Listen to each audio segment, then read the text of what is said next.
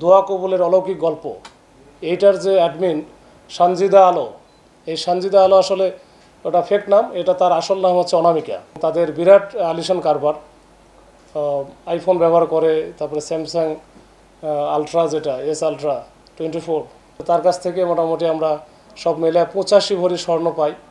বিভিন্নভাবে আরও এরকম বহু প্রতারণার মাধ্যমে এগুলো অর্জন করেছে। আসলে ঘটনাটি একটু পুরনো, 2024 সালের জানুয়ারি মাসের দিকে, জানুয়ারি মাসে ঘটনা, যেটা নিউ মার্কেট থানাধীন একজন মহিলা আফরোজা হোসেন, তো ওনার বাচ্চা হয় না, বা বাচ্চা নেওয়ার জন্য অনেক চেষ্টা করেছেন বিভিন্নভাবে। এরপরে ওই যে ফেসবুকে বিভিন্ন পোস্টও দেখেন, তো এর মধ্যে একটা গ্রুপ দেখেন যে ফেসবুকে স্ক্রলিং করতে করতে তো দেখে যে দোয়া কবুলের অলৌকিক গল্প, এরকম একটা ফেসবুক পেজ সে পায়।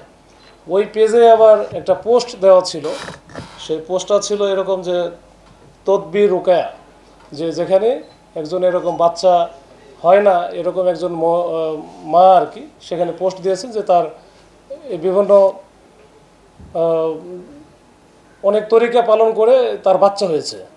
তো এইটা দেখে সে ওইখানকার যে মেসেঞ্জার গ্রুপে ওই যোগাযোগ করে একটা মহিলার সাথে, এই সানজিদা আলো।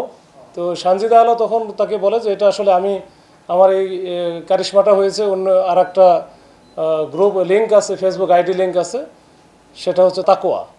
এই তাকোয়াটা ওই লিঙ্কে আপনি একটু যোগাযোগ করতে পারেন। তখন তাকে রেফার করে দিল তাকোয়াতে। এটা কিন্তু জানুয়ারি মাসের ঘটনা, 15 তারিখ বা 15 তারিখের ঘটনা। তো এরপরে তাকোয়াতে সে যোগাযোগ করে ওইখানে একটা মহিলার সাথে তার সাথে যোগাযোগ হয়, এবং যোগাযোগ হওয়ার পরে সেই মহিলা বলে, হ্যাঁ আমরা মোটামুটি এই ধরনের কার্যক্রম আমরা ইতিপূর্বে অনেক করেছি এবং আমাদের কাছে মুশকিল যত আছে এটা আহসান হয়েছে, তো আপনি এটা এদিকে আসতে পারেন। তো এখানে আমরা যেভাবে বলবো সেভাবে কাজ করলে এটা কিন্তু কাউকে বলা যাবে না বা শেয়ার করা যাবে না।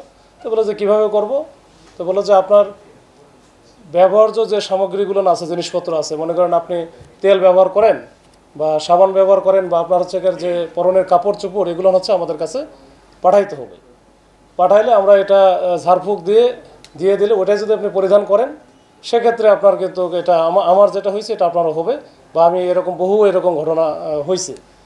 তার সাথে সাথে যেটা ছোট্ট একটা বিষয় ছিল, এটা কিন্তু প্রথমে বলে নাই যে স্বর্ণের বিষয় কিন্তু এড়িয়ে গেছে আর কি প্রথম দিকে। তো ওই সময় বলছে যে পাঠানোর আগে আপনি একটা কাজ করেন, 6100 টাকা পাঠান, এখানে অনেক কিছু লাগবে, ঝাড়ফুঁক দিতে গেলে তো অনেক কিছু কিনতে হয় আমাদের। তো তখন সে বিশেষ করে 6100 টাকা পাঠাইছে তার একটা বিকাশ নাম্বারে। তো বিকাশ নাম্বারে পাঠালো। এরপরে আবার তার সাথে পরে আবার যোগাযোগ করে বলো যে ব্যবহার্য সামগ্রীর মধ্যে তো স্বর্ণ আছে আপনার, তো স্বর্ণ তো থাকার কথা আপনার কাছে, তাহলে এই স্বর্ণগুলো আমরা পাঠাই দিয়ে। তখন সে প্রথমে 10 ভরি স্বর্ণ পাঠাইছে। মাঝখানে 10-15 দিন গ্যাপ হয়ে গেছে, এর মধ্যে তো কোনো কিছু হয় না। এখন এই মহিলা যিনি ভিকটিম আফরোজা হোসেন, তো উনি বলেন যে আমার এর মধ্যে তো কোনো লক্ষণ দেখতেছি না, বা 1 মাসের কাছাকাছি হয়ে গেছে। তখন বললো যে এর মধ্যে মনে হয় কিছু ঘাপলা আছে, আপনি যে 10 ভরি স্বর্ণ পাঠালেন, তো এটা মনে হয় সব পাঠান নাই, আরও মনে হয় বাকি আছে। তো আরও বাকি আছে কত, পরে বলো যে আরও তো আমার কাছে হ্যাঁ আরও কিছু বাকি আছে, আমি আসলে লুকাইছিলাম, তো তাহলে ওটাও পাঠাই দেন। পরে 15 ভরি আরও পাঠাই দেয়। তো সব মিলে 25 ভরি স্বর্ণ এটা পাঠায় দেয়। এটা কিন্তু সবই এসএ পরিবহনের মাধ্যমে পাঠায়। এখানে প্রাপক প্রেরক দুটারই একই নাম, মোবাইল নাম্বার দেয়, যেটা ওই যে ওটিপির মাধ্যমে তার কাছ থেকে আবার মেসেঞ্জারে জানায় নাই যে ওটিপি কত যাবে, এইভাবে যেন এটা কোনো ক্লু না থাকে। ক্লু তো একটাই, সেটা হচ্ছে যে পাঠাচ্ছে বা আফরোজা হোসেন যে ভিকটিম, তো তার মোবাইল নাম্বার, এ তো পুলিশও জানবে না, কেউই জানবে না। তো যাই হোক, এরকম একটা ঘটনা ঘটার পরে যখন সব মিলে 25 ভরি স্বর্ণতে সে দিল তখন, এবং 6100 টাকা দিল, দেওয়ার পরে সে বুঝলো যে আসলে সে প্রতারণার শিকার হয়েছে।